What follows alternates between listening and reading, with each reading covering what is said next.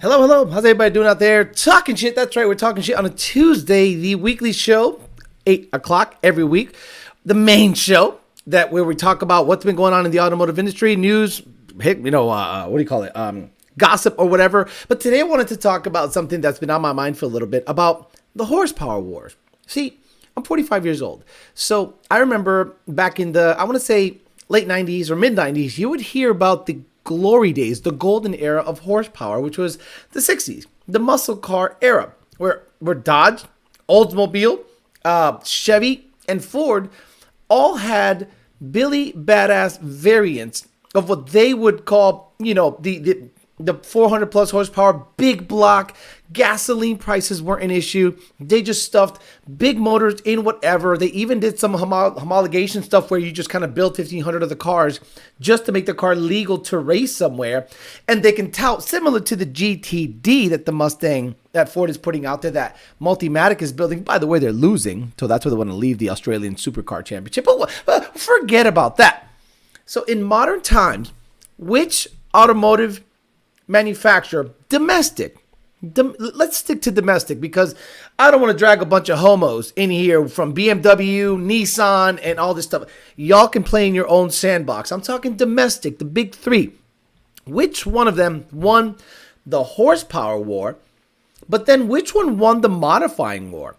Which of the three were, let's just say, adopted by the aftermarket and have run ridiculous times? And I'll make the case that one of them won the horsepower wars when you look back in time, and I think it was similar. See, because I didn't grow up in the 60s, maybe Dodge at the time, with all of their Hemis in the 60s, in everything, in the Barracuda, in a Charger, in a Daytona, you name it, maybe they won the horsepower wars. But back then, which platform was being modified the most and kicking people's ass on the street and the track? We'll talk about it because then I have another prediction that came true, and I just remembered it when I was looking up stuff to talk about this show. We'll talk about it, but not before Mr. Bill O'Reilly says hello. Okay. We'll do it live. Okay. We'll do it live. Fuck it. Do it live. I'll write it and we'll do it live. Fucking thing sucks. It does suck, Bill. You're always right. All right, let's get Two Auto Solutions. Raimi Zaran, Two Auto Solution in Puerto Rico, selling his Corvette. I don't know if he sold it yet. Works on late model stuff, Chevy, Dodge, and Ford in Caguas, Puerto Rico. Race Motive has a really nifty roll situation going on in the Poconos. Check him out on Instagram, Race Motive. Dean Happ Performance paid his bill. That guy is consistent as fuck.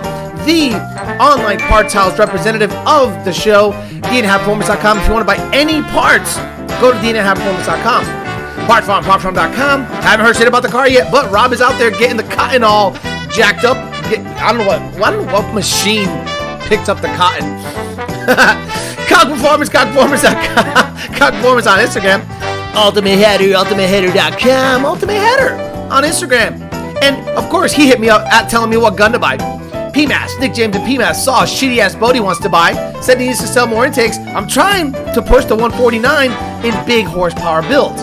Calimer Transmission has yet another in-house customer. CalimerTransmission.com is now taking jobs. You can drop the car off at his shop. He will take the transmission out. He will rebuild it, put a new clutch and a new freshly built trans in for you. So hit up Calimer Transmission, Ben Calimer. Hit him up on Instagram, Facebook. If you want to drop off your car, drive the car there, have the transmission rebuilt or upgraded, and you want to pay for a clutch upgrade, he's got all that shit in stock. Let's say hi to the people here, and then we'll get to talking about who won the horsepower wars in modern times and who won the modifying wars.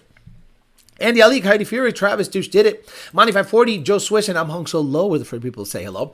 Maki Mock, Clip Clop the Horse, Shipbox Fox, Pito, Chiquito, Paul Ponview twice, Darren Harper, Andy Black Betty the Wolf, and we got Ignacio Ramirez has been a member for 10 months. Happy anniversary. Oscar Hernandez, Nate Dogg, Tony Dominguez, Joe Jr., EG Performance, Gallo Bravo, Jay Bush, Clean 92 GT, C Beaver, 1 RTR, and Alan Lovelace says hello. Nicholas Mangione, Sam Morales, Turo Viate Racing is it. Oh, Jesus. I hit the wrong one. Might as well be Cherubiate. I hit the wrong one. What the hell was I supposed to hit? It's the one that says Turvy. Did I delete Turvy out of here? Oh, that sucks if I deleted Turvy because it's just the best. That's it, because Vince McMahon is going to sue me. Valley 10 Speed, good morning, Zach B, Dustin Garrison, EPA, Mr. C8 himself, Dean, High Performance, TJ Sikorsky, Robo Style, Gallo Bravo, 2000 MCR, 101 RTR, JD Swag. What's up, Mr. Mod JD Swag? Bro, he took a video of him driving up in Canada. Canada's beautiful if it wasn't full of fuck-ass weird politicians that y'all vote in. And snow. Michael Rodriguez, M. Glock, Turbiate again, Leo, Kellen Stocks, Joe Jackson, and Michael Oreno, Harley, Chad, Dakota, Gallo, Ken, Gregory, Johnny Boy, Donkey, Phil, Abel, One Slow Eco. Let's get all the way to the bottom because there's a bunch of repeats. Did I see John Lund here? I could have sworn I saw John Cole and John Lund.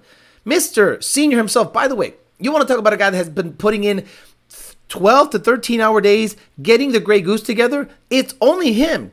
There is only one tech at Lund Racing, and it's the man himself. Bobby Kula, Joe Swish, and Joe Brandenberry Street, driven GT500. Twitch, SPV, Slow 3 Valve, D-Rock Fox, Carlos, WM, Ruby, and Joe Swish, and all the usual suspects. Okay, who won the horsepower wars in the 2000s and 2010s? Right? Dodge. Clearly, Dodge won the horsepower war. So I think maybe one day when people look back at this era and think, how was that era? Maybe, let's say 30 years from now. And I'm 70, I'm probably dead. I'm probably pushing up daisies 5 years. But let's say I'm alive and still jacked because I'm up on TRT and all this shit. So who, if you look back and were to say, back in the day, Theo Alex, who was top dog? I would say Mustangs. And people would say, you're just a nut rider. No. Fox Body Mustangs to this day still run the show. And you know what other cars run the show to this day? To this day? To this day! S197s. There are just as fast S197s at the track, and that's a pretty modern platform, than Fox Bodies. Why? It's nostalgic looking. It's old school looking. It is mod friendly. The aftermarket is insanely robust. Sevens is a turbo 400 and a turbo kit and built motor away. So that has become a platform that people have adopted similar to the Fox Body. Usually Fox Body guys probably look at an S197 and go, if I'm going to build another race car, it's going to be based off of that. And the Grey Goose, once that guy comes out and runs the number that we think it can run, it's just going to put, you know, a blue check mark on what we think. But when you think back of the 60s, everyone thought about the horsepower wars being won by Dodge, but who was modifying Billy Badass stuff back then? Because we live in this era. And in this era, in 2018, there was a Mustang running 9s. In 2019, a Gen 3 was already running, I'm saying a Gen 3 Mustang was already running 8s. And in 2020 or late 2019, they were in the 7s already. So in you could buy an S197 today, make it go as quick as a 7. You can buy a 2015 Gen 2, make it run as quick as a 7, and the same thing with a Gen 3. Dodge, because their horsepower numbers are so big, it was lessened by the sheer weight of the car. Like the absolute weight of the car killed the fact that it made so much horsepower. Like nobody really cares. Like the layman, I'm talking about the regular person that can't even afford any of the 3 platforms. They look from the outside and go, the Dodge makes the most horsepower, but it is the slowest. Like Camaros can be built, obviously with a lot of work, to run a similar number than a Dodge could. We're talking about CTS-Vs, we're talking about V3s, we're talking about SSs, we're talking about all that stuff. Or what do you call them? What are the fast, the supercharged Camaros? I forget what they were called because I'm blanking. But Durangos, Chargers, Trackhawks, Challengers, and yes, TRXs all came with a Hemi. So all of them minimum had 700 horsepower. So when you look back at the horsepower wars, you can, let's say 20 years from now, you go, everything Dodge put out, even an SUV, was making 700 horsepower. Correct, but they were all really heavy. So the performance didn't really show up. Now the aftermarket shows up And a lot of them perform really well. I'm not going to say that built Challengers, built Chargers, and built Trackhawks and TRXs don't perform well, but they pale in comparison to what you can do with a Mustang. But Ford only made a fast Mustang. Ford didn't make anything else that was fast. You can't look at anything else Ford made that didn't have some kind of Mustang logo or variant, whether it be a GT500 or 350 or whatever, just the Mustang. Whereas Dodge had 4 or 5 vehicles that could come with a Hellcat motor, and you can have a sedan, a coupe, a truck, or an SUV with a Billy Badass motor. So maybe you could say, who cares that the Mustang was more modifiable and you can go quicker with it? You had more choices with Dodge. Now Chevy, Cadillac CTS, Camaro, that's it really. Like Corvette. Okay, Corvette. So the Corvette didn't really come with a bunch of power, but it performed really well. Rear engine with the C8, C701s were 8-second cars if you were doing a bunch of bolt-ons. C6, but again, you're not seeing a lot of C6s running 7s. You're not seeing a lot of C801s running. C701s running 7s. You don't see a lot of Billy Badass C7Z06s that run a ridiculous number. Most of them are stuck in the 9s, and very few that I see that I come across that are street-ish are in the 8s. So Dodge won the horsepower war. Mustang won the modifying game. But you got way more choices with the Dodge stuff than you did with the Mustang stuff. So if you were to want to grab anything from 20, let's say 15 and up, you had more choices to build off of a Dodge platform. Now, if money is no object, yeah, you're right. F-150, you're right. I apologize. Ford also got ahead of everybody with the F-150 and the Coyote. RCSB, Whipple, E85, 9-second truck. Twin turbo, RCSB, E85, 8-second truck. So yes, so Ford, let's say, has the Mustang and the truck game on lock, but you had more options with Dodge. So I was on Instagram the other day and I saw a clip of something that made me go, holy crap. So you guys know what fast looks like. You see a car rolling down the street and you know that thing is hauling the mail. So when I went to Ripatoon's Instagram page, it came up on my feed, and I'm like, there's a Trackhawk that supposedly makes 1,600 horsepower. Okay, if you have headphones or a really loud system, lower it, because I'm not going to lower the volume. But this thing, from a standstill, looks ridiculously fast.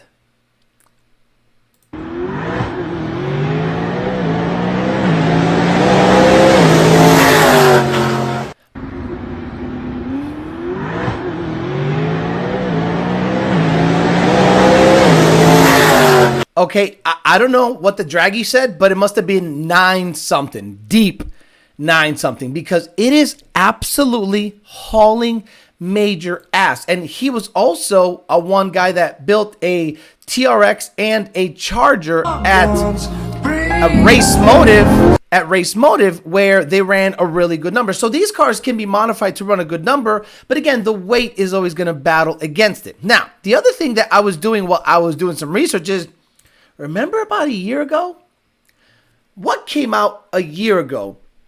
And I told you, it's a dumb buy. There is already that thing on the road that is modifiable. Tuning will not be available for a very long time. Take a wild guess as to what I said that came out last year around this time. And I said, there's already a vehicle out there that can do it, and there is no reason to buy the Ford variant because tuning will not be available. Ain't no regular F-150, this a fucking Raptor. The Raptor R came out in July. I said it's dumb to get it because the TRX can be tuned now. It is 1 year later.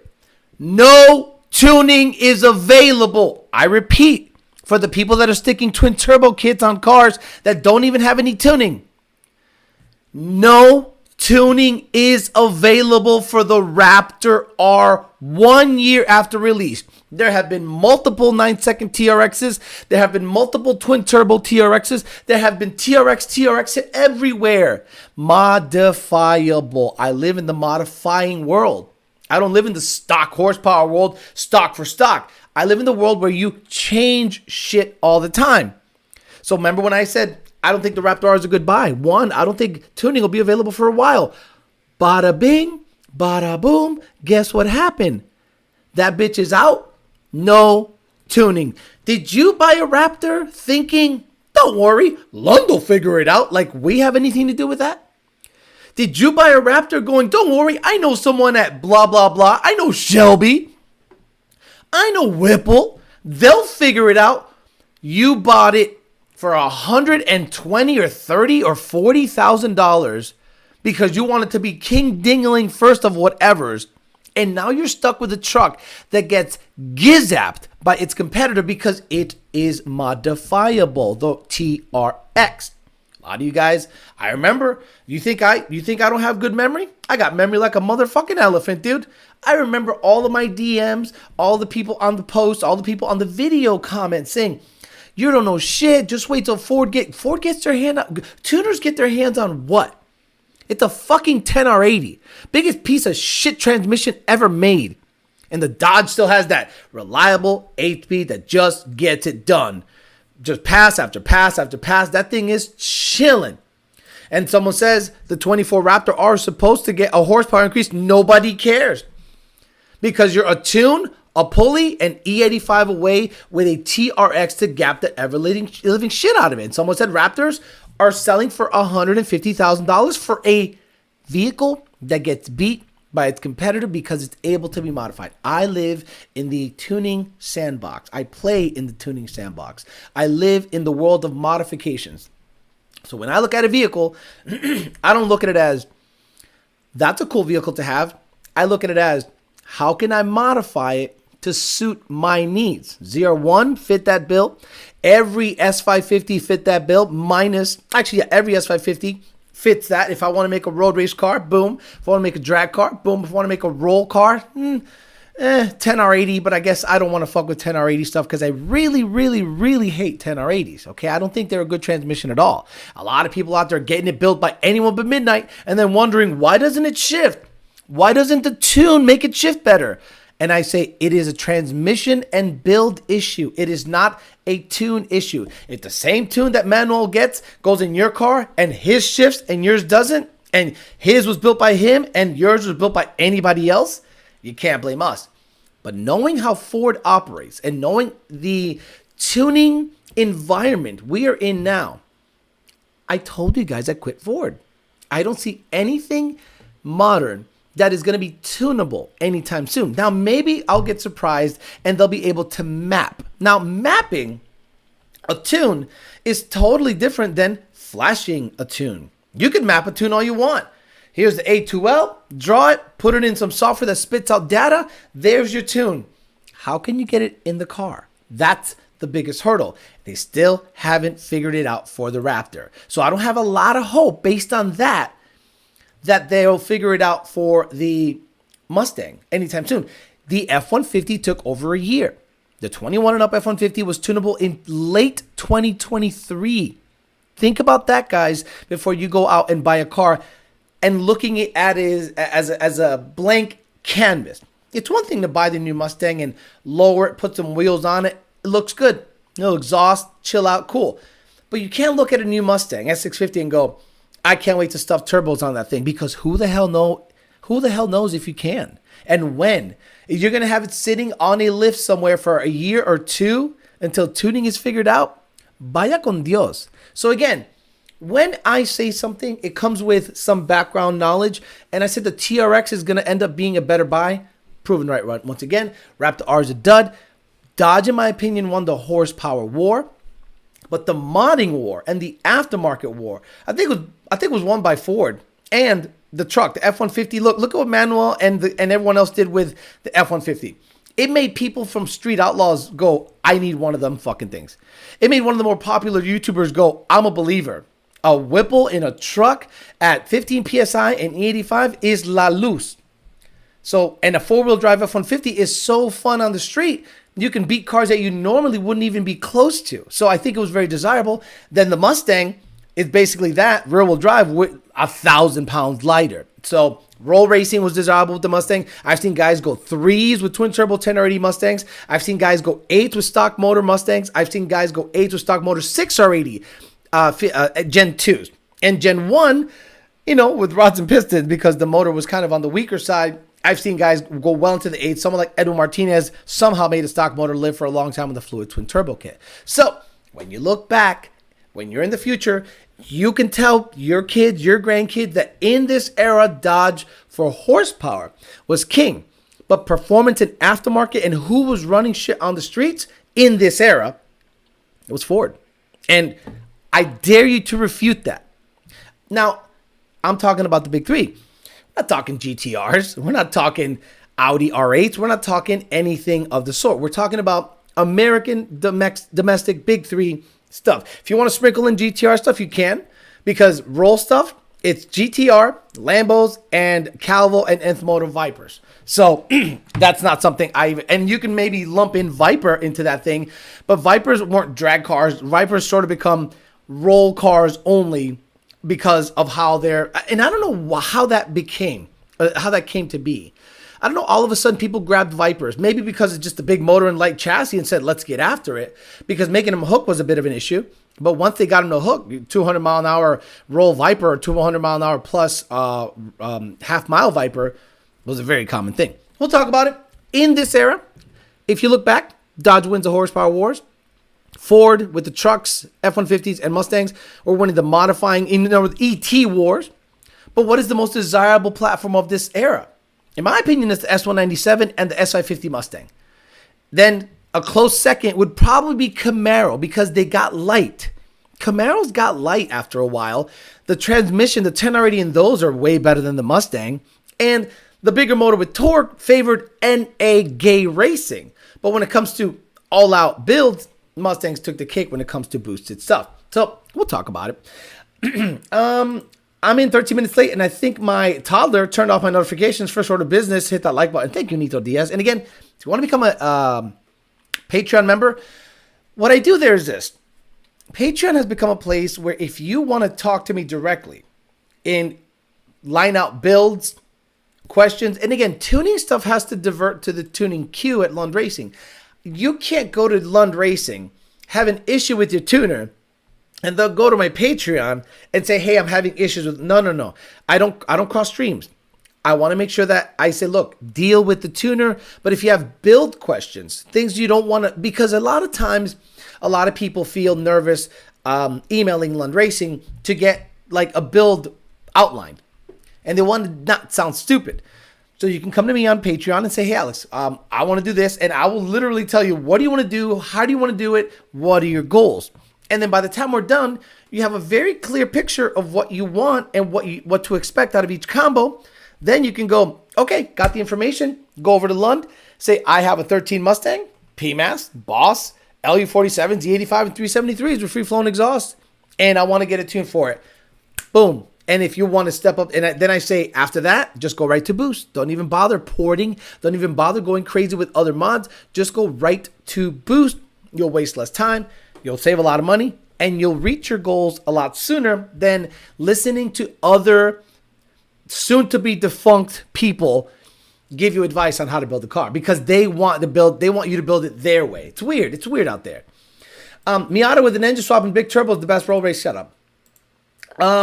2012 Austria, 2010's Horsepower War Mopar, GM Aftermarket, GM Aftermarket Performance Mustang. Okay, I guess you could look at it, but Joseph explained the GM Aftermarket if I'm talking about in the 2010s, vehicles made past that. I'm talking about actually probably like 11 and up. Yeah, 2010 and up. You're telling me GM had a more robust aftermarket that allowed their cars to perform, because performance and aftermarket go hand in hand. Unless you're talking about shops like Vengeance, shops like RPM, shops like Alec Bledsoe. Because then I can make the case that aftermarket and performance go hand in hand. You can't really separate the two, in my opinion. NA gay racing, yeah, it is NA gay racing. I really hate NA racing because it's like, okay. I'm trying to make a good example of what NA racing is like. So there are no rules. NA racing is NA. So you literally have people building 13-to-1 compression, ported out the asshole, cams bigger than my dick, thicker. Not much is that thick. It's pretty thick. And they're just out there thousands, like tens of thousands of dollars into an NA build. And I go, why'd you do that? When I could have a fully loaded, boosted car for that money, run a better number on pump gas. And they're like, because it's cool, bro, because it's difficult. No, that's the Honda argument. I do not subscribe to that. Lambos, Vipers, GTRs, etc. have a customer base that typically makes good money. So the big funds for research, development, and mods are there. I agree. Look, I would love to buy a Viper, but the problem is this. You guys are expecting me to go to Nth Moto, drop it off, and put 120. No. Like the same thing you guys say about the ZR1. You guys are a little mad that I don't have like a cam heads only a year after owning it. Guys, it went from being an 8-second 60-to-130 car, and now that the weather is very cool out, it got to 59 this morning here. And I'm like, oh yeah, maybe one of these days, or maybe tonight, I'll take it out, do a 60-to-130 rip and see what it does. But if it does, then I got to make a goddamn video, and that's a lot of work. So I don't want to just go out there. I probably could just go out there, make a rip, and then post a 60-to-130 on a shorts and be like, this is what it ran. So maybe I'll do that, but I think I got to get, it's on pump gas right now. Boy, if it goes 5s on pump gas, I'd be blown away. So if I got a Viper, it's going to be pretty much stock for years until I can afford, I don't know, heads, cam, some mods. But boy, it's $120,000 car, guys. Car Enthusiast says, I'm looking at a 14 GT500 and I'd like to keep the stock blower. Maybe a 10% lower, FFE, PMAS throttle body. Would you recommend to try hit about 700 horsepower at that point? Do I need to upgrade the fuel system? You need at least booster pump. You know what I mean? You need to get a booster pump in there. Twin booster pumps, because I got two pumps. ID 1050X in my opinion, just in case you want to go E85, because you can go E85 on a stock fuel system GT500 for, stock fuel system GT500, stock pumps, stock boost, maybe a 2.4 upper, right? Let's say 2.4 upper, ID 1050Xs, stock lower, PMAS 120, FFE, 373s, and E85. It'll probably make 750, 760, like easily. I agree. I appreciate some boost. NA racing is a passion of love that comes to a point where you reach diminishing returns. Yeah, immediately. Being the fastest Special Olympics sprinter, W6 was way better than any aftermarket 2-valve. Look, I said 2011 and up. Almost 2015 and up. Like 2011 and up. Don't even think about a 2-valve. 2-valve is a non-starter. Or a Cobra, or a Mach 1, or anything pre-2011. I don't care about. Unless it's a Fox body. Like, skip that whole generation. I don't care.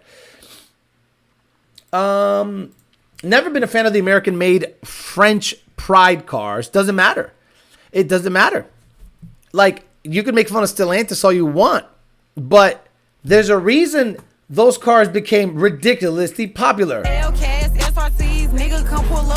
So,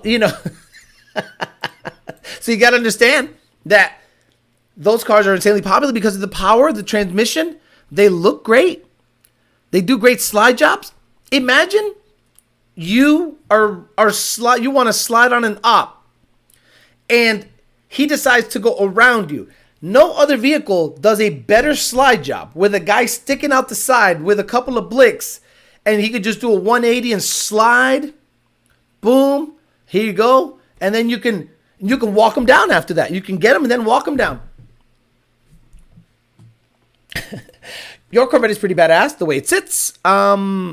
People also need to remember that you want to find a house. Keep that, not anymore. Keep that in mind. You've put the back burner for time. No, I'm going to buy cars now. Fuck houses. Houses are the only reason I need a house is to offset my taxes at this point, not to live. I am by myself. It's me and Tony. That's it. All I need is a bed, a couch, a TV, a toilet. I don't need much. If I'm going to get a house, I'm going to be house poor because I'm not going to stuff it with a bunch of furniture. I just need a big garage. That's all I need. A big garage to house all my shit. And I'm almost to the point that I want to build a barn dominium, like get a construction loan, but that's stupid because in Palm Beach County, it's impossible. So I have to be willing to move to a completely different county. Stewart, St. Lucie, or way up there, Hernando. I don't know. I'm good here.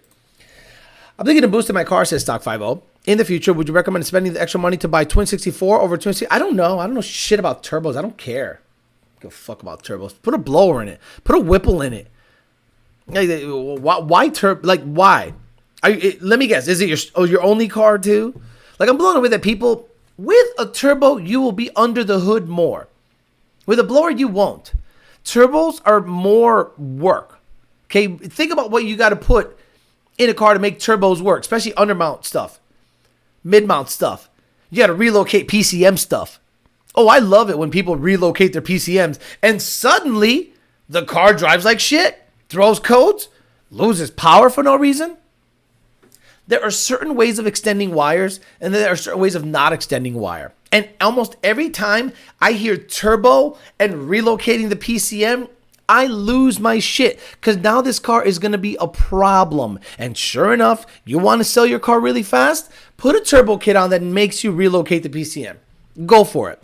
You'll sell that motherfucker so fast. Had to get comment on my GT500 was way too rich at 11.2 AFR 93. He thought 12.2 was where it should be. Internet advice is amazing. Great point. All things boost. So, after watching Alec Bledsoe's video of the CT5V, and again, I don't know how he tunes it. I don't know his methods. But they were commenting on the car being rich. And I went, 10.9 is not rich. I repeat, 10.9 AFR 0.77 Lambda on a pump gas car with widebands is not rich, especially if it has catalytic converters. This crazy 12.2 stuff, 12.1 stuff, I'm going to pull up a Roush calibration. You know, people that know what the fuck they're talking about, boosted cars. So, let me see. I'll look up what's a Roush calibration? FPD.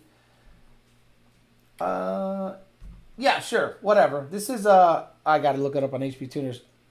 So, what do you think wide open watt lambda is on a boosted 11-to-1 compression 10 psi Roush Gen 1?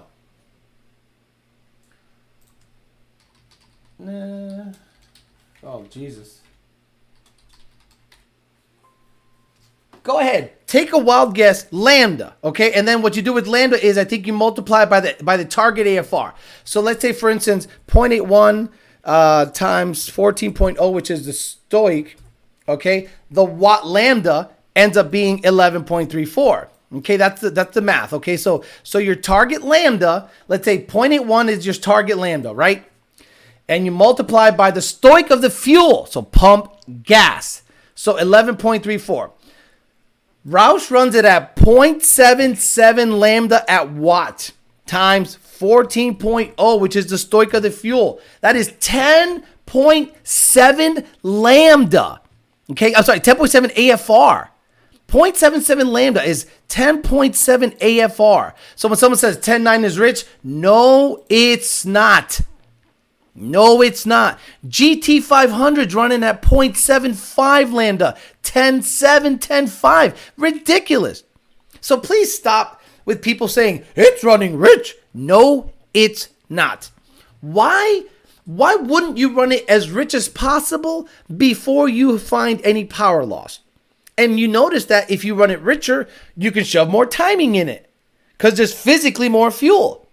And this was where Chevy guys were fighting with me way back in the day when they said I didn't know what the fuck I was talking about. They're like, Alex, why does your car has a black, the exhaust is black on the car? I'm like, I'm running it. First of all, that's the carbon buildup in the fuel. That is not the condition of me being, like, if you look at a car, spit out slightly dark smoke, and a lot of guys that have Gen 2 Roushes, They go, my back bumper is full of like black stuff. Right, that's called carbon, asshole. That's because you put Marathon fuel in it, dumbass. But if you put good quality fuel in it, that's less of a byproduct. But I ran my car at 0.77, 0.78 Lambda. Never 0.81, never like 0.81 with Florida gasoline. And I was able to shove in another degree of timing. And it made 650 horsepower on 10 PSI. So I'm blown away that a lot of people look at AFR. Now Chevys have widebands that stay moving at watt. At wide open throttle, they don't cut off and you just go by whatever measure it is. They correct. They correct all the way. So a stock tune is going to see 0.77 to 0.79 Lambda on a boosted vehicle. So get ready, guys, to shove the timing in there and run it rich. Why wouldn't you run it as rich as possible before power loss? Like if you were to, what do you guys think? What do you guys think? The Grey Goose, because you can only monitor spark and fuel with E85. What do you think we run it at? You think we run it at 0.83? You think we run it at 12.1? No. Every test on the dyno says it likes fuel. A lot of it. A lot of it. Okay, this guy, I just don't want to deal with fucking stupidity today, so he's gone. A lot of people subscribe to the boomer logic. Lean is mean. It's not. Exactly 0.75. Like the Grey Goose lives under 0.75. It makes like 2,000 horsepower. And people go, what? And then you look at the pistons. They look great. There's no sign of too much heat. Car's happy as hell. So why wouldn't you run it as rich as possible before you lose power? I don't understand the leaner. The Corvette did not like anything under 11.4, 11.3. I'm sorry, above 11.4, 11.3. Anytime I went 11.7, made less power. 11.8, made less power. And then it was less spark tolerant. So I'm like, okay, let me do Mustang stuff. Here's 0.77 Lambda, which is like 10.9. And here's 22 degrees. Loved it. I was like, okay, my logic is fine. What's up, Alex? I'm swapping my daily 3.7 to a Coyote. Do you have any advice for me before I execute? Yeah, buy a Coyote car that has a Coyote engine in it. You're done. You're going to put $10,000 into a 3.7 body? Why? Why don't you just finance a Coyote? What? Like, let's make sense of this. You're going to come out of pocket, a Coyote motor, a control pack, a transmission. Like, you can't just reuse half of your shit. So why don't you just buy a $24,000, $25,000 S197 that has a Coyote in it for like 50,000 miles? Why would you do all this work and labor and come out of pocket $8,000, $9,000 to make your V6 equipped car a Coyote swap car? It's weird to me. With direct injection, you can run cars leaner at what? Then porting inject. I don't personally know how much leaner, but I've seen some AFRs that made me double check. Why does Cadillac with direct injection run them at 0.79 Lambda? Why do Mustangs that have direct injection run them at 0.79 Lambda? Why did my Hyundai, I know it's a Hyundai, but it was a direct injected V8 with catalytic converters, and it was at 0.69 Lambda at watt? Come on, stop it. Or was heard that lean is mean, not in a good way, fat and happy. I think people confuse rich with flooding the cylinders. Right. So when I see a car spew carbon out the back, I go, okay, I'm going to show you something. So, let me see. I'm going to just look something up to see if this makes sense, because I want you guys to kind of understand where I'm coming from. Damn it. I hate it that they don't keep that same view. I hate it that they cut from the view that I want to see. That he missed a shift. Let me see. Oh yeah, that car's getting it. I'm trying to watch, because I've been at Texas 2K and I've seen these Lambos run like Q16 or something, or even Vipers, and they're running a petroleum-based fuel because maybe, they don't have enough fuel system for methanol and 3,000 horsepower. So they run a petroleum-based fuel. And the exhaust looks black. I don't sit there and go, well, that car would be better if it wasn't that rich. Like, I'm not that stupid. Guys at that level don't play around. Guys at that level don't they know what they're doing, okay? They got really good engineering type of thought process when the car makes 2,500 and up horsepower. So when I see a Viper or a Lambo or anything with a petroleum-based fuel go down the track and spew out some black smoke, I go, it's probably safe as hell. So why wouldn't you run it as rich as possible before you lose power? So let's say my Corvette makes 690 horsepower at 0.77 lambda versus 695 at 0.81, 0.82. Why in the hell would I run it leaner for 5 horse? I'd rather be safe. And that's the Lund model. And a lot of people, especially garages that put the tailpipe sniffer, that's my favorite. Every single time garages that don't tune and have never tuned, but they own a dyno, and you take it there, let's say you take your Lund tuned car to a dyno day, and they put the tailpipe sniffer, that really accurate tailpipe sniffer that's about 8 feet away from the actual combustion, not right up front where the 2 factory widebands are located. They go, oh, this Lund tune is rich. I think you can make more power with our tune. And what's their first thought process? Let's lean it out. Oh, 10.9 Lambda on a boosted car? You got to slam it at 12.2, boy. No, you don't. I don't know where that thought process came in, but factory wideband cars, high compression, and pump gas, and you want to lean it out? Go ahead, lean it out. My 37 is paid off. Okay, cool. No, finance another car. Okay, you like to work?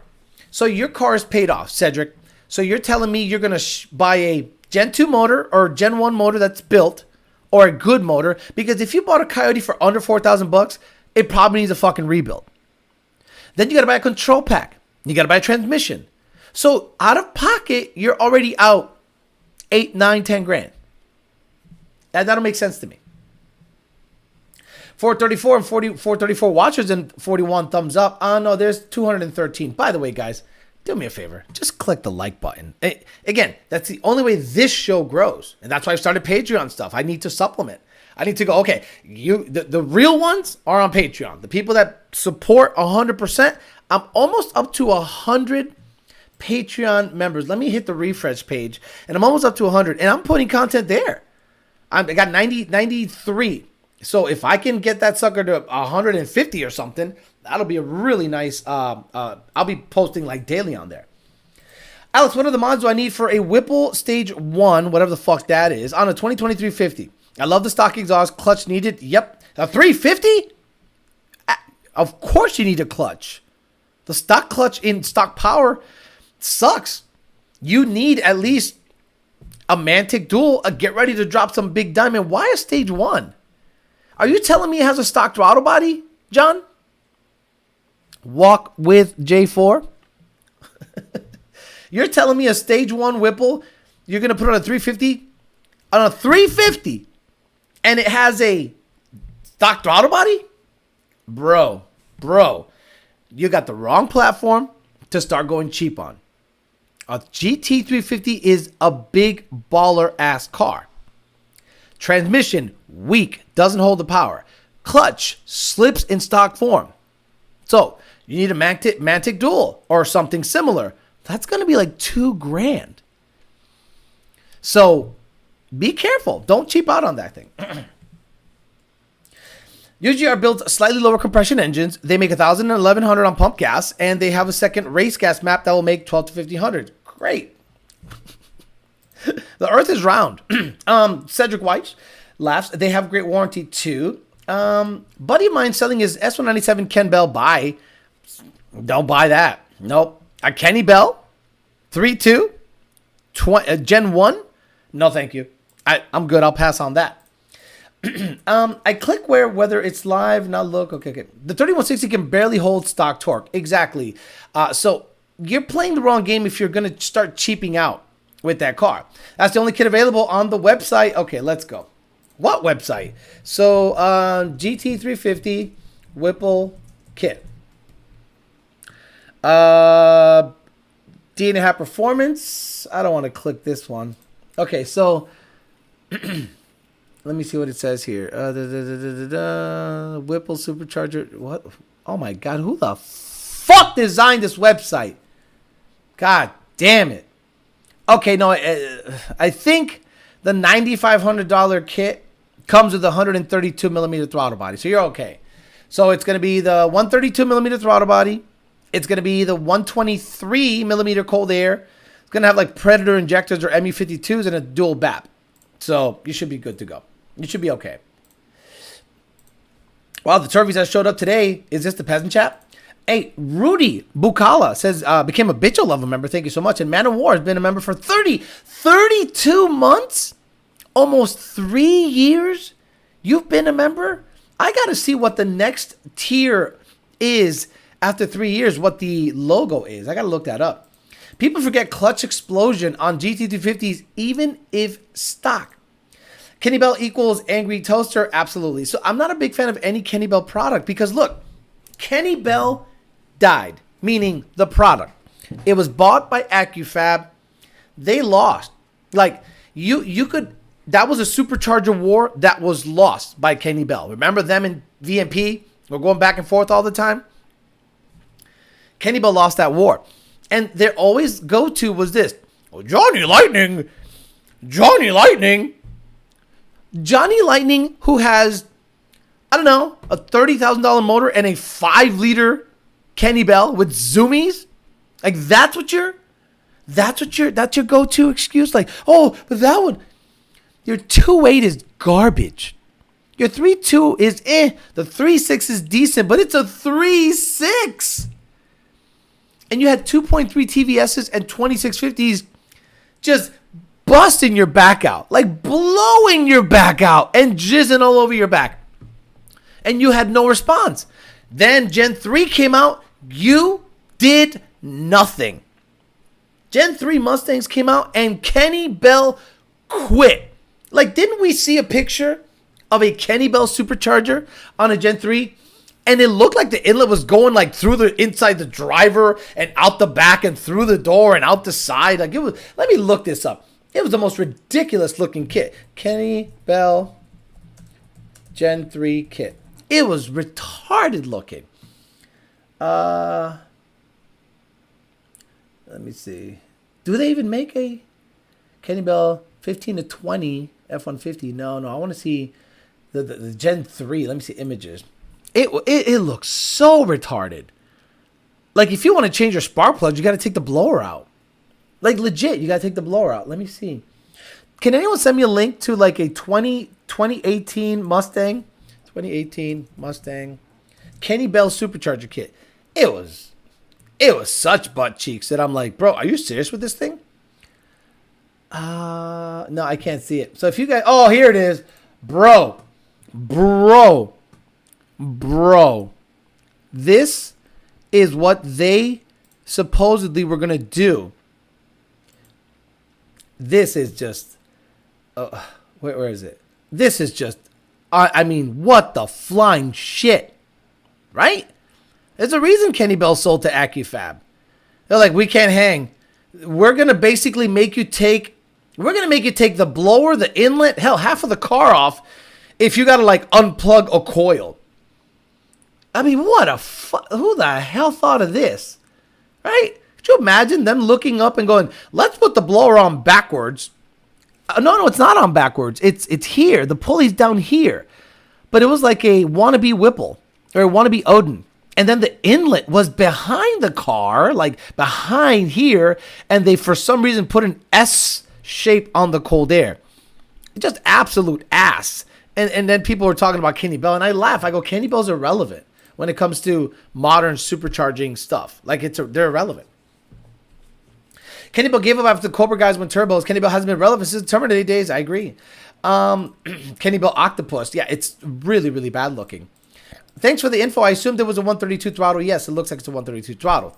It's almost pheasant season, pretty much. Next logo is the Hiram, or the Haram. Kenny Bell had the market on Terminator cars in the early 2000s. And that's the problem with Cobra, guys. They went from a whiny Eaton to a whiny Kenny Bell. Meanwhile, Whipple started coming out with stuff, and so did VMP that made power. But what did the Cobra guys say? Well, it doesn't go wee. I mean, look, my stock ported, Steggy ported Eaton went wee, so I upgraded to another wee supercharger, the Kenny Bell. So I'm not gonna go not wee. I want to go wee. Does the TVS go wee? No, I don't want it. Sorry, dickhead. It makes about 700 horsepower with mine minimum. Yeah, I don't care. It doesn't. I want the whole neighborhood to know that I got something in there. Oh yeah, we know you got a toaster under that fucking hood. 580 horsepower, having ass. What the fuck is that? An elephant's foot? You know what? They should have called it the elephant's foot because it looks. Let me look up the elephant's foot. It looks like the elephant's foot. Elephant's. Hey, if you don't know what the elephant's foot is. It's basically the mass that was left by the Chernobyl meltdown that is still there to this day. And if you get too close to it, you die. So yeah, here's the elephant's foot, right? And here's the Kenny Bell. Well, let me get the sponsors out of there. So here's the Kenny Bell, and here's the elephant's foot. Yeah, it's it's exactly the same. And you know what's crazy? This picture, the reason it's grainy, not because it's old, it's because the radiation was affecting how the picture was taken. Bro, this is what the picture looked like when it was dumb. That picture scares the shit out of me. So yeah, the elephant's foot, the mammoth, might as well call it the elephant's foot. It was just such a, and I think Kenny Bell probably had a good product, just bad engineering or bad engineering. Just bad engineering. That Kenny Bell blower looks like they adapted the Termi blower on a Coyote. The inlet is on the Cobra side. The Wii Mod, Ghost Cam, and Hot Dog Water Tune. Didn't that toast a robot too? Yes, Grant Winburn. They actually had a little camera, a robot that turned, took a picture of the elephant's foot, and that thing died. The radiation fried the internals. It's nuts. I'm blown away by that. And that's why I started talking about how the Earth can make its own oil, because the radiation happening in the core and the mantle works its way up. Imagine the elephant's foot has a byproduct just by constantly coming up. There's no filtering process, but imagine if that elephant's foot kept coming up through a bunch of filters. I'm sure the byproduct when it got to the top might have been something that had some kind of usefulness to it. Do you know what I'm saying? Papa Joe Will 10. What a fucking name. I'm looking at a VMP Gen 5. I'm looking at a Gen 5 3.0 Whipple for my build Terminator. Here we go. Terminator question. That or the VMP Gen 3R, but leaning towards the Whipple. Papa Joe, sell your car. Look, this is not a Terminator channel. I'm not a Terminator guy. I will never give you advice on Terminator stuff. 1, it's gay. 2, it's antiquated as shit. Get whatever blower you want. They all seem to do fine. I don't know what to tell you. The only Ken Bell part I have I ever run 30 years is the boost to pump. And the thing is, they actually coined that phrase. Boost a pump cannot be used by any other fuel pump booster manufacturer.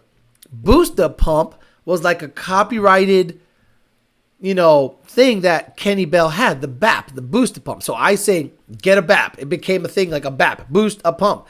But when I was working at VMP, you couldn't call it a booster pump. You had to call it a fuel pump voltage booster. So that's one thing that Kenny Bell did good. They actually were able to make something like the word Kleenex, like Pampers, like Coke. The soda is Coke. Kleenex, wipes. So they did that with the booster pump. Yeah, see the lady get her arm stuck in a press. No, why would I want to see that? Alex, is the current 4GT tunable? Because I've never seen anyone modify, or it's because it's $500,000 it costs too much to play with. I think it's that. If you're gonna buy a million car, you'd be a psycho to modify it. See, that's how new Fords have become. And Porsche, I think, complained about that too. Porsche started to complain that people are buying their cars as an investment.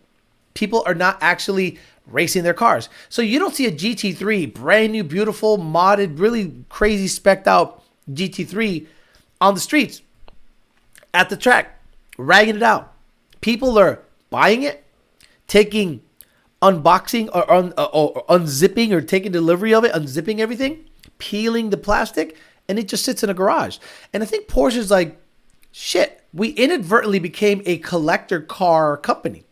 So Ford never intended the Ford GT to actually be a Billy Badass anything, because to modify, like the old Ford GT, the 05s, you could put a Whipple on that bitch. You could put cams on that bitch. A cammed 05 GT3, Ford GT is nasty. If I'm not mistaken, on my channel, I had one of the guys, Alejandro Flores Ford GT. At Lund Racing, they had a Ford GT that Chuck from C&D Auto Tech installed cams in. And bro, this thing was mad. It was just, Dakota drove it up the driveway, and I was like, bro, this is like a dream vehicle. And actually, the guy was racing it. This guy raced it on the street, like doing some like Alpine bullshit. I don't know what the fuck he did. Let me see if there's a video of him actually driving it up the driveway. No, I don't know if he's got video of it chopping. Let me see. The supercars Ford ever put out there. Boy, look at the wheel, bro. See if you can get in it. That bitch is bad, bro. Yeah, I mean, you guys don't know that I have like all these videos out there. Come on, look at that. I mean, imagine. Bro, I gotta hear it. Let me go find the video where that thing was chopping, where Dakota brought it up the driveway, and bro, that thing was chopping so nice. I couldn't believe how good it was chopping. I think it was like, you know what video it was? I think it was the same video where 14 GT500 dyno, where Senior dynoed his GT500, and I think that same day Dakota drove up the oh Jesus Christ, the Ford GT. Let me see. Yeah, here we go. E85 has mixed into the fuel system properly. I'm going to show you the height difference on a Ford GT. God damn, this bitch is bad. I'm sorry, guys. It is. Look at that. The wheels, bro. Look how low it is. I know this video is supposed to be about the VMP supercharger. Oh, come on. Stop it. And that's like a fucking $500,000 car sitting there. You know, it's got badass aftermarket wheels. Look at how much lower it is than a Ford GT, a Mustang. Oof. And a 2018 Mustang. And again, you guys go, oh, you go back on my videos, and it's got a big old Whipple on it. That's right. This guy shoved a big old stinking Whipple on it, bro.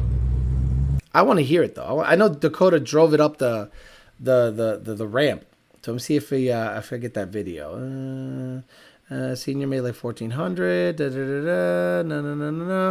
No, I don't have it. So man, that thing was just beautiful. It's a beautiful car. So anyway, I don't think the new Ford GT is ever going to be tunable, and if it is, it's going to be like a $4,000 credit. And what are you going to do? Like, who's going to actually go out there and start messing with like a $1 million car's motor? Not me. There's an 0506 GT that's gone 300 miles an hour. Okay, who gives a fuck, man? Why do people get on this chat and talk about the dumbest shit? Gas Monkey Garage. My God, who gives a fuck about that? There's one that Cletus drove in a race here we go. For years and to this day, if you can order and buy a GT3 brand new, you'll make money when you sell it, right? Half flip. Exactly. I'd give both kidneys for a Ford GT. Crazy to think that the company responsible for the masterpiece is putting rainbow wraps on 4-cylinder Broncos. Exactly. And you can call me a boomer all you want. I don't care. This is less than 5 years ago. Ford was badass. Ford was putting out badass shit. Everything coming out of Ford. They couldn't miss when it comes to the performance stuff. And it was tunable. And, you could still go back and still mess with S197s. You could look back at an old Ford GT and gawk at it. You could cool shit. And ever since then, when they went woke, it just a company I want nothing to do with. Like, I don't want to even be known as a Ford person. I'm a Coyote guy and I like older stuff. But you've seen that I've sold any of my modern Ford stuff because I sold the Gen 2, the Gen 3, and the truck all within 2 years of each other. Not a large enough market to tune the new Ford GT. There we go with the M2K Motorsports bullshit. I just thought somebody would do bigger turbos on it and took it to Mexico. Why tune a new Ford GT? It's an EcoBoost. I mean, it is, and it makes 600 horse, which makes me wonder, how far can you take a Raptor spec EcoBoost? I get it. Gay, whatever. But guys, if I could stuff an EcoBoost in a Fairmont and run 9, I don't care that it's gay. It's a 9-second hunk of shit. I have everything else. But I think I'm going to end up picking up Jake's motor. He has a Gen 3 motor with locked cams, stick a carburetor in it, and just chill the fuck out. More Peeps or Boo says, checking in super late. The commercial for the 350 versus the commercials for the Dark Horse, night and day difference. That's very good. So, Ford GT commercial. For those of you that don't remember, the way Ford GT, is this a commercial? Wait, I didn't know that they had a Ford GT commercial. I guess I was supposed to type in GT350. But this is the one Ford GT commercial in 2004.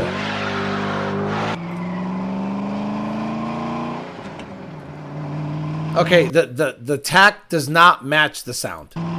Like, not even close. In what gear do you realize that a car is everything it's supposed to be? Why do you pump in fake sounds? This commercial sucks. And you know what I hate the most? You know what I hate the most about commercials? How they purposely make the road wet to make it slide around. I'm like, dude, do it on a dry road if it's such a badass. That commercial is boring as shit. I wouldn't have bought it either. That commercial is the most boring commercial I've ever seen. Ford 17th official launch video. Okay. These cars are meant to be driven with you and your boyfriend next to you, grabbing your crotch. Oh yeah, could you imagine driving with your boyfriend? He's giving you an over-the-pants hand job while driving this Ford GT350. Yeah, slurping on that dick as you drive down the highway. Yeah, because it's okay to do it. It's okay to be gay. Again, a wet road.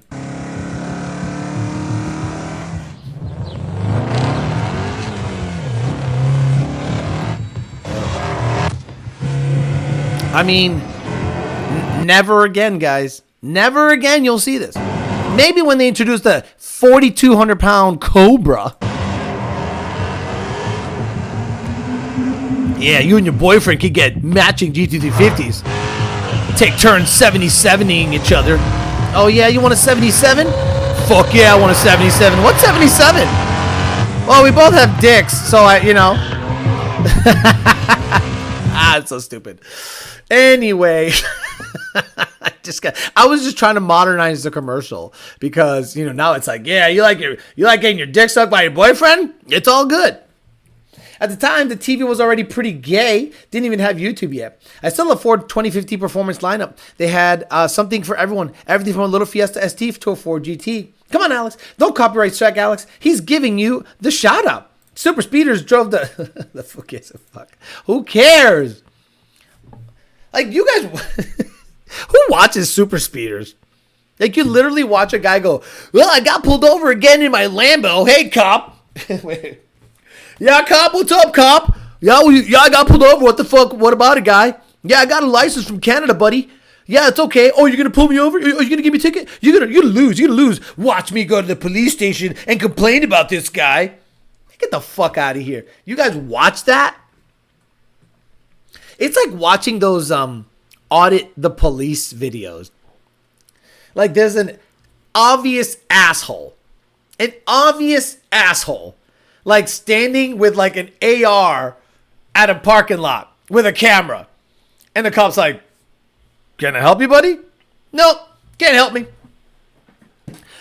You're standing out here with a gun and a camera in front of a library. We're kind of worried. Yeah, fuck you, cop. I don't answer questions, cop. Fuck you.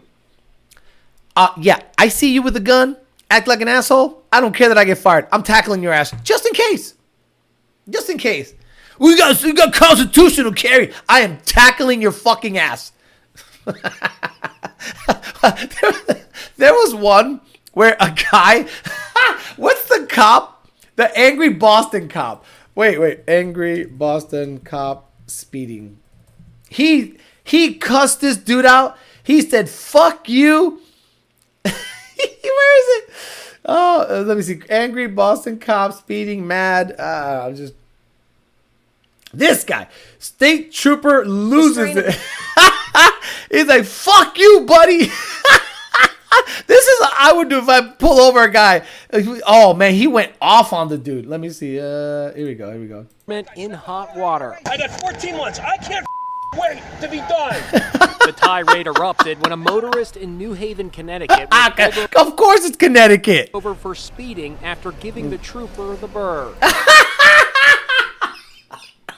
The driver said he didn't realize it was a trooper in an unmarked car. Can I just ask you why you're riding their butt like that and speeding, man? When the trooper tells the driver to get out of the car, things really get heated. Everyone's got something to say. That's right. The trooper says he was pursuing a speeding trucker. I was driving along. I was going to head to a simple citation that I give, but no. You would have been. I love it. Oh, I love it, bro. I get it. I get it. You know, I don't think I could do that job for $48,000 a year. I'd probably just put on an exoskeleton and make 85 at a Ford assembly plant. Fuck all that. Ford these days are really taking blowing them off in the weeds to another level. Ford commercials used to be something. Now it's a Mustang GT commercial with the soldier returning home from a Shelby GT cop commercial. That shit was golden. I don't know what he's talking about. The mind your own business trooper. Exactly. Bro, the TikTok killed me on that. Does 100 in a school zone. Am I being detained? Like, there's a guy who shows up. He has guns everywhere. Like, he looks like he's commando. Like, he's putting on he's got makeup. He's got camo. He's got the helmet with the night vision and all the stupid shit. And the cop's like, can I help you? No, I'm just getting a Starbucks, bro. What's the fuck your problem, narc? What, are you being a Nazi? You're wearing every gun made. Yeah, but it's my constitutional right. Yeah, fuck you. Alex, do you think Ford will ever make a Ford GT for the Tesla, Ford GT EV for the... Stop. Come on, Nito Diaz. Come on, what kind of stupid question is that, man? You're asking if a company that just laid off 700 people from the Lightning plant, that bows down to woke culture, that is rumored to be making a Mustang Rally EV. Think about that. They're thinking of making a Mustang, like a Mach-E, like Rally, like jacked up and dumb shit. I saw rumors about it. I don't know how true it is. That's why I didn't mention it that much. You think they're going to make a fast EV? They can't make a fast Mustang. The Dark Horse and GT are slower than the previous generation. Stock for stock. You think they're now all of a sudden going to compete in a market where Tesla dominates? And like, oh yeah, we're going to go to Tesla with a fast EV? Come on, stop it. Ford could have made the Dark Horse 100 pounds lighter, but no. That man had 14 months before he was out, Alex. He was trying to have a smooth exit. But nah, you're telling me that guy got 14 months for flipping off a cop? Good. You know what? One of the things that I do really well is mind my own business. I get it. On this platform, you see me get all wild and crazy shit. But in real life, I'm quiet. I don't fuck with anybody. If I see someone getting accosted or beat up, I'm like, hey, he must have deserved it. I ain't getting involved in that shit. Fuck all that. Good Samaritan, get my ass beat. By the way, how's the strike going? UW people getting lost. Exactly. So Sean Fain put out a message on Twitter saying, we got to hold the line. That tells you something. Let me look it up. Sean Fain out on Twitter. He put out a commercial or something saying, we got to hold the line because, Ford's class warfare. Blah, blah, blah, blah. Where is it? Sean. Is it you? Is it that weird Sean with a U or a W? Is it here? Let me see. In building what was called the arsenal of democracy. Oh, shut the fuck up. That's stupid. Anyway, he is basically telling people, hey, hold the line. Hold the line. That tells you something. Because if there was no dissension in the strike, he wouldn't need to remind people to hold the line. But now they're a month or so or more into a strike. Every time you don't work, you get about a $500 paycheck from your union coffers to pay you while you strike. So you've gone from getting a $1,800 or $2,000 a week paycheck to a quarter of that for the hope that it all works out in the end. So if Ford is like, we're laying people off, fuck you. Okay, I'll look it up. Ford layoffs. And I'll read the article. Ford layoffs. Because it's a serious thing. Ford is, I think, going, I'd rather lay people off than to cave into these crazy demands. CNN Business, I hate CNN, but I'll read their article. CNN sucks so much dick. Ford lays off 700 who were building electric version of the F-150. Ford is laying off about 700 workers who build the F-150 Lightning, the electric version of the best-selling pickup truck, and unlike any other recent layoffs, this has nothing to do with the ongoing strike by the United Auto Workers Union. Bullshit. The company said it'll temporarily cut one of the 3 shifts in the Rogue Electric Vehicle Center in Dearborn, Michigan. Near the company's main headquarters, it'll rotate the layoffs between 3 shifts. Ford had temporarily closed the plant this summer to upgrade its production capability, aka stop making trucks because they're not selling. And the company said its latest layoffs are related to multiple constraints, including the supply chain working through the processing and delivering vehicles held for quality checks after restarting production in August. They're not selling. What they're basically doing is this. They stop production so that inventory can catch up. You know what I mean? So that there is a demand. And when there is more trucks out there than are being bought, it creates a huge backlog of supply and it causes them to reduce prices. So anyway, in here they go on about the strike and bullshit. So yeah, Ford is the electric car stuff, they're in trouble.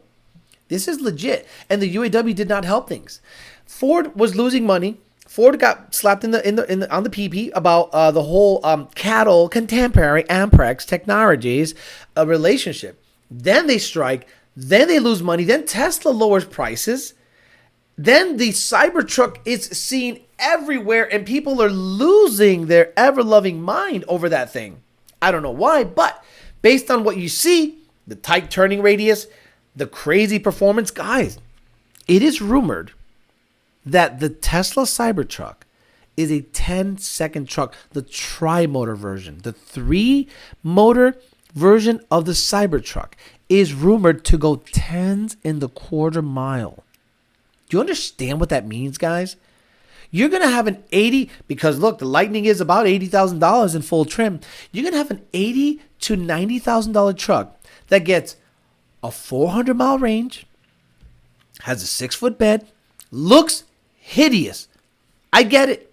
Looks hideous. But let's say you need a truck, and this thing gets a 400-mile range, 6-foot bed with a little sliding cover on the thing, to no sliding cover.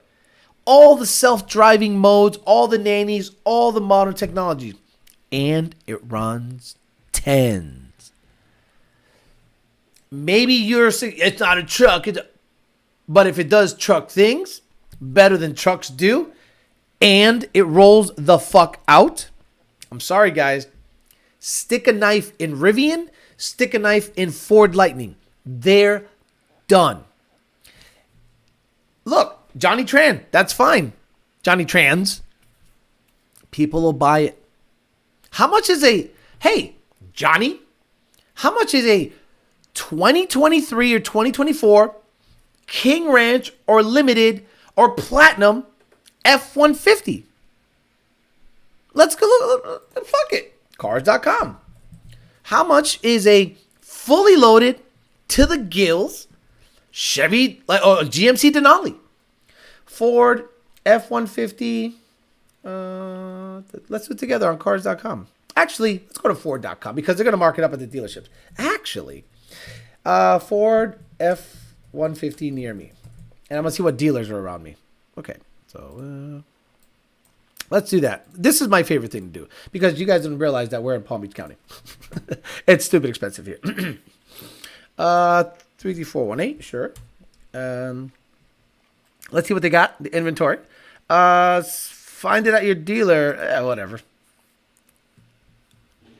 Find it at your dealer. So, oh, come on. I want like all this shit. Give me like the limited, the badass motherfucker. Like everything. I want everything. 23. Like all this shit. Alpaca, blah, blah, blah, blah, blah. Hey, 84,000. Oh my fucking God. $84,000. A 2023 limited. 5 liter, I would think. Sheesh. So, if you're going to be in the market, you're going to spend $80,000 to $90,000. I don't know. A $100,000 Cybertruck is probably a bargain for what you get. F-250s are just over $1,000. New fully loaded F-150s are over in the 70s. This was at $84,000 for a half-ton limited F-150.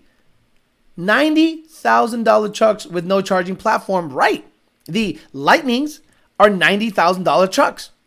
People are buying dark horses for 80,000 plus. 110, 120 is nothing. 90 grand. Denali interior is very nice. Hard not to like it. Nearly $90,000. 70, 80K. How much is a Lightning is that expensive too? A absolutely fully loaded Lightning is going to be 80 to 90,000 bucks. And I'm saying the top tier, maybe if they have a limited or I don't know what they call the top tier Lightning.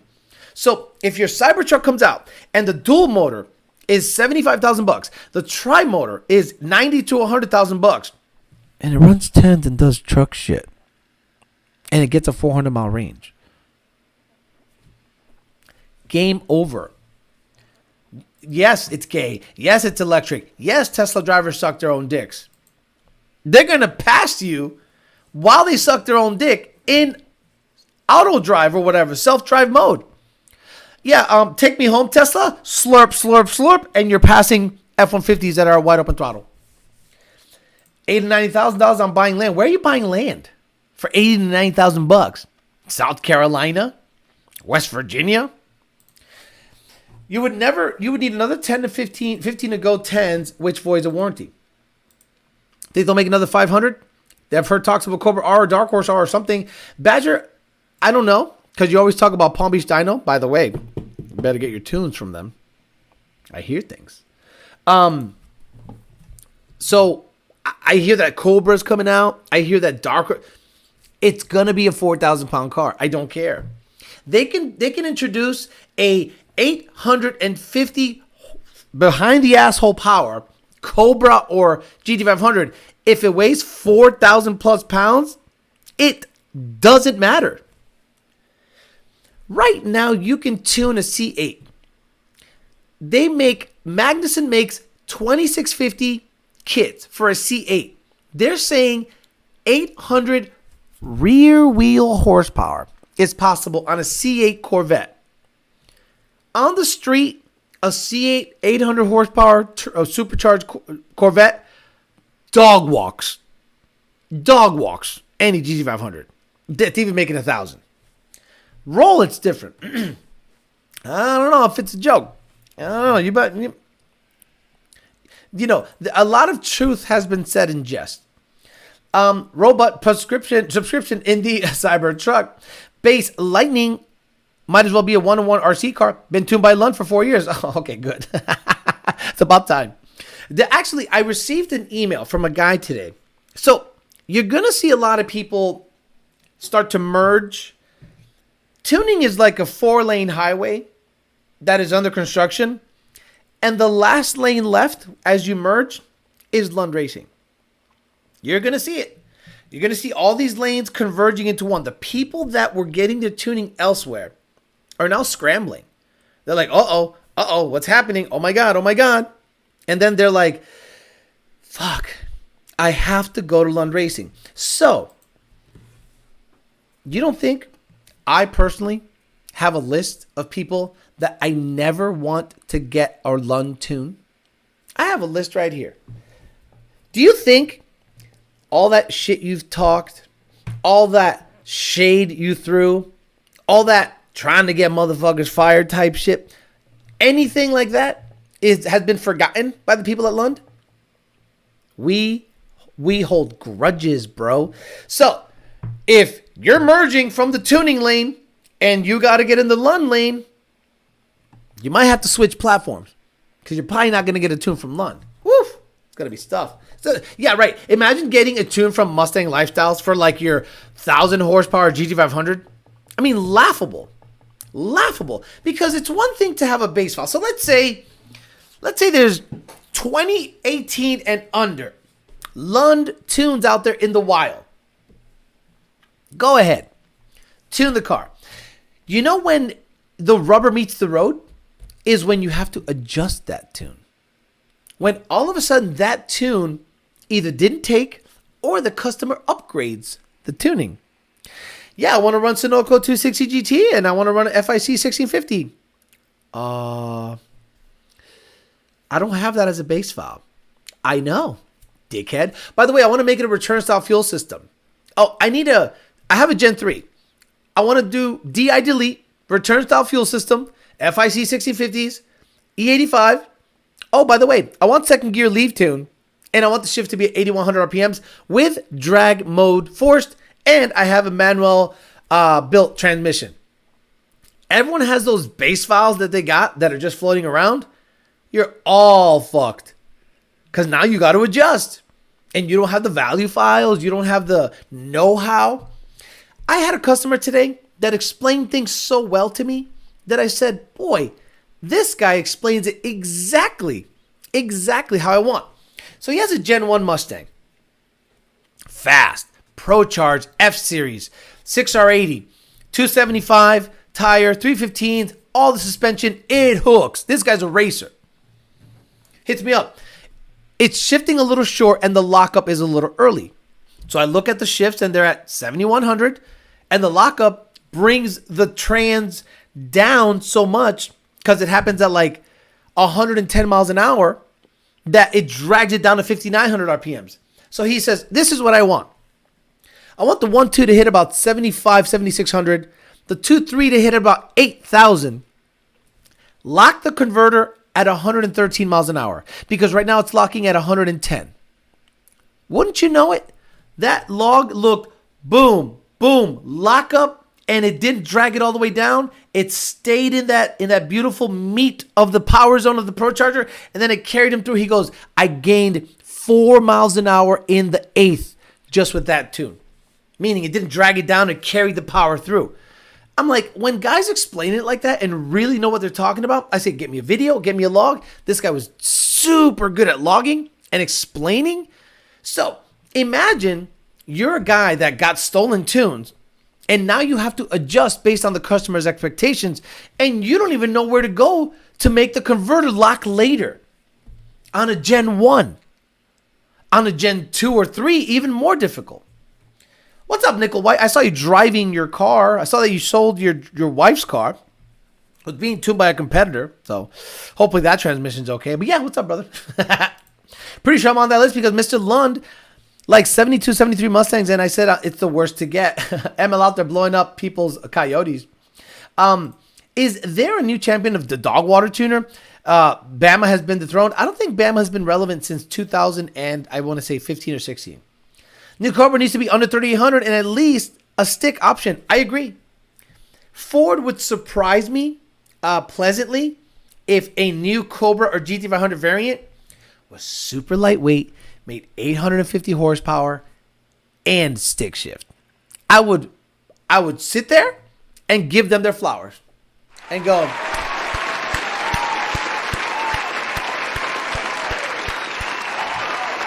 even if it's not tunable for a year, that's a badass platform. 800 horsepower, 3,800 pounds, stick, bro, all day. I'd go Bama any day over Mustang Lifestyles tuning. Me too, all day. Badger rat making noises. Yeah, so you got to understand, like, there's going to be a merge happening, and it's going to be happening pretty fast. By the way, Senior is trying his best to get everything done for World Cup. It is coming down to the wire. He's going to want to get some testing in before World Cup. If that doesn't happen, obviously mod nationals will be a thing. So we'll see where we end up. But the car looks phenomenal. If you guys see the work that Senior is putting 13 to 14 hour days in every day to get that car up on the dyno, to make some power, to then get it to a track to test, to then maybe make World Cup November 1st, that'll be a very interesting thing to see if that car hammers out, everything's good. But it's coming down to the wire. So is Brian Luna. Brian Luna Mexico Racing League, they're like literally on the clock. Was Bama ever relevant? So Bama was an interesting thing. Bama Tuning, they had their own in-house tuners. And it used to be from some guys who, you know, did SCT stuff back in the day. They tuned NA Mustangs and GT500 only. But not Coyote stuff they were really bad at. Like, exceptionally bad at. And they never did supercharged Coyotes, which I always thought, why did they do supercharged GT500s, but not supercharged Coyotes? I thought that was a very interesting caveat. Yeah, 800 horsepower stick, but it phones home. I'm okay with that. Because how many cars right now are out there that make 800 horsepower and are stick and are 3,800 pounds? Not many. That one is probably one to get. Monad's moving to Orlando 2024, if I recall correctly. No, Bradenton, Ken Phillips. Oh, 2024? Maybe. I don't know. Senior's a superhero, absolutely. Ford can put the DCT in the Cobra. I don't give a fuck, but don't take away my stick shift option. There's too much shit Bama won't even tune for. I don't think you can get a tune for an intake or manifold swap. Wow. PO174 tuner told me I'm running 30-ish% lean and check for vacuum leaks, but I can't find anything. I'm about to throw the whole car away. Don't do that, dope. Don't do that. Verify everything. Verify that the math is correct. Verify that your O-rings are seated properly in the injectors.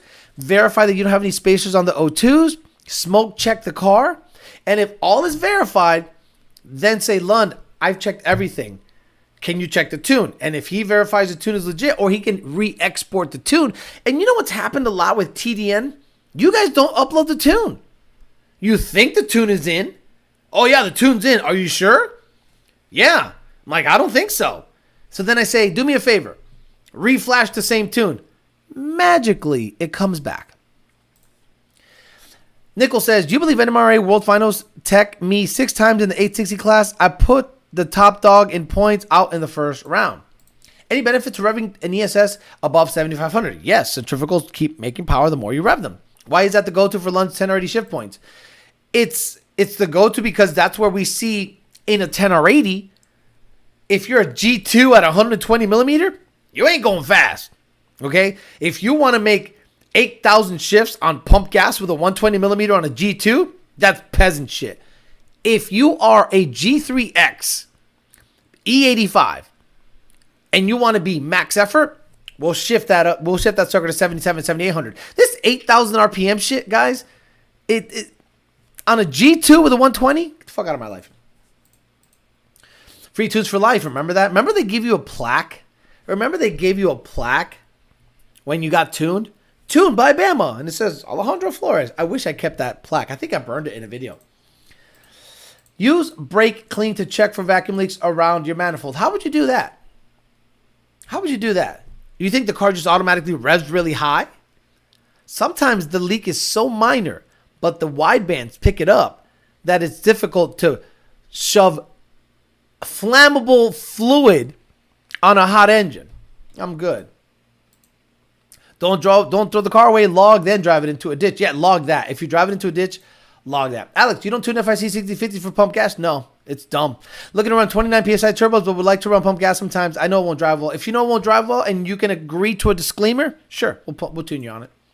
I purchased Chewy's Porta Boss manifold. Don't know who the fuck that is. Dude does great work. Gain 3 miles an hour with my 1320 Porta 18 That's bullshit. You're telling me a ported manifold versus ported manifold gained 3 miles an hour in the same condition, same weight, same everything. You are a liar. This porting shit makes me laugh. 3 miles an hour is like 50 or 60 horse, bro. You're telling me a car went from 120 to 120. What's it take for a car to go 120 to go 123? or 127 to 130? Like if your car went from 89 miles an hour to 92, I believe it. But 120 to 123 from port versus port? You mean a ported 1320 manifold versus the ported Chewy manifold somehow gained 20 to 30 more horsepower?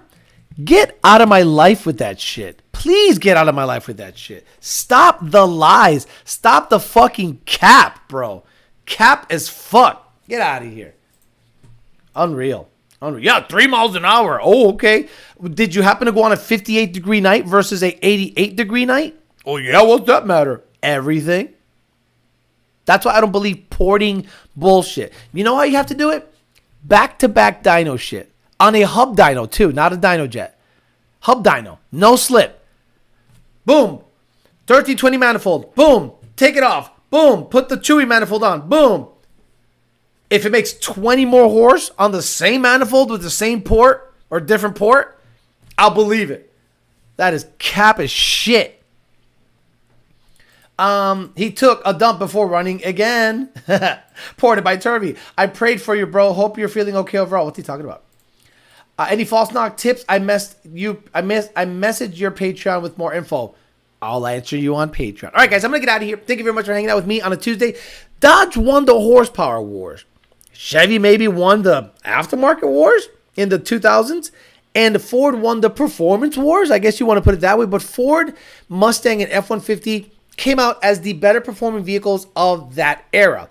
Dodge came out as having the most horsepower in most vehicles in that era. So if in some distant future, somebody tells me, boy, Dodges must have been mopping everything up, you could say, not really. If anything, F-150s and Mustangs on rolls were doing really well. Chevy was kind of non-existent, in my opinion, during that era in terms of really fast stuff.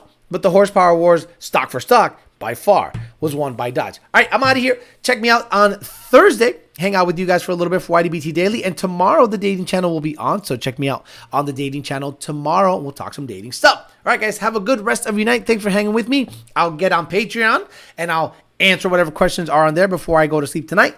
And then I'll get back on it. Trying to make some video. I might do 60 to 130 tomorrow night after the dating channel because it is nice and cool outside. So I might do that and upload it as a short on this channel. Have a good rest of your night. See you guys later.